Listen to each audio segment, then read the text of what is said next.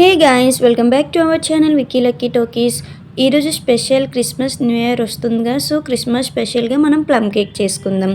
మరి లేట్ చేయకుండా recipe start చేద్దాం. ముందుగా డ్రై ఫ్రూట్స్ అన్నీ ఇలా కట్ చేసి పెట్టుకోండి. నెక్స్ట్ ఒక బౌల్లో 180 ml ఆరెంజ్ జ్యూస్ తీసుకోండి. నెక్స్ట్ 50 grams వైట్ కిస్మిస్ వేసుకోండి అండ్ 50 grams పండు ఖర్జూరం డేట్స్ వేసుకోండి. నెక్స్ట్ 60 grams టూటీ ఫ్రూటీ వేసుకోండి. Orange, green, red colour 20 grams తీసుకున్నాను. నేను 3 కలర్స్ తీసుకున్నాను. మీ దగ్గర ఏ కలర్ ఉంటే ఆ కలర్ వేసుకోవచ్చు. నెక్స్ట్ 50 grams రెడ్ చెర్రీస్ వేసుకోండి.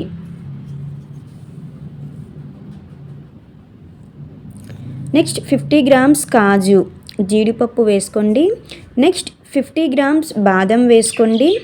నెక్స్ట్ ఇంగ్రీడియంట్స్ మొత్తం బాగా మిక్స్ చేసి ఒక 2 to 4 hours వరకు రెస్ట్లో ఉంచండి. వీటిని బయట అయినా పెట్టచ్చు, ఫ్రిడ్జ్లో అయినా పెట్టుకోవచ్చు. నెక్స్ట్ క్యారమెల్ సిరప్ ప్రిపేర్ చేసుకుందాం. 1 cup షుగర్ యాడ్ చేయండి. గ్రామ్స్లో అయితే 120 grams.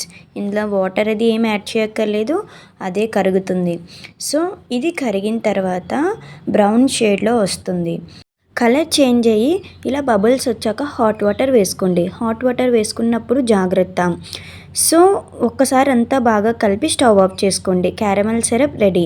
నెక్స్ట్ ఇంగ్రీడియంట్స్ మెన్షన్ చేశాను, అవి పౌడర్ చేసుకోండి. Next 250 grams maida, 1 tablespoon cocoa powder, next 1 tablespoon baking powder, 1/2 tablespoon baking soda, pinch of salt. ఇప్పుడు ఇంగ్రీడియంట్స్ అన్నీ జల్లించుకోండి. జల్లించుకున్న తర్వాత ఒకసారి అంతా బాగా మిక్స్ చేసి పక్కన పెట్టుకోండి. నెక్స్ట్ ఇంకో బౌల్లో సోక్ చేసుకున్న డ్రై ఫ్రూట్స్ అన్నీ వేసుకోండి.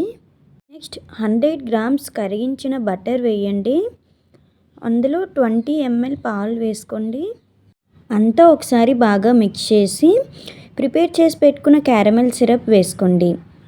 క్యారమెల్ సిరప్ వేసాక కూడా ఇదంతా ఒకసారి బాగా కలిపెట్టుకోండి.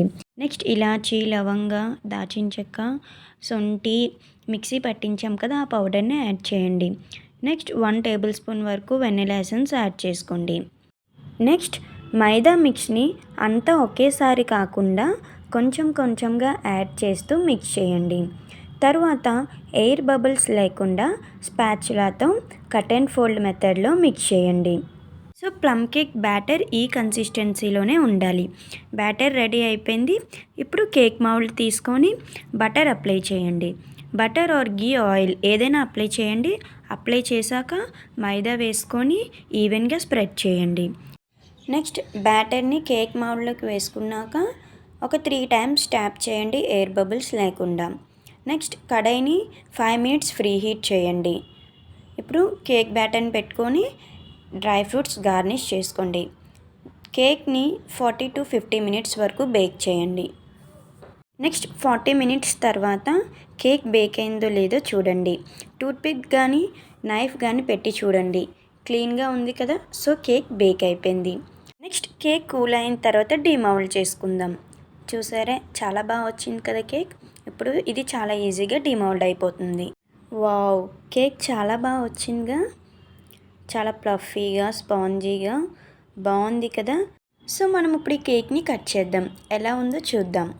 సో ఈ క్రిస్మస్కి ఈ ప్లమ్ కేక్ రెసిపీ ట్రై చేసి ఎలా వచ్చిందో నాతో కామెంట్ బాక్స్లో షేర్ చేసుకోండి. చూసారుగా, చాలా ప్లఫీగా, స్పాంజీగా ఉంది, చాలా టేస్టీగా కూడా ఉంది. సో తప్పకుండా ట్రై చేయండి.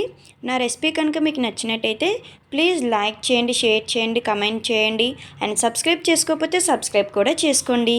Thanks for watching and keep watching for more videos. Next వీడియోలో కలుసుకుందాం. బాయ్.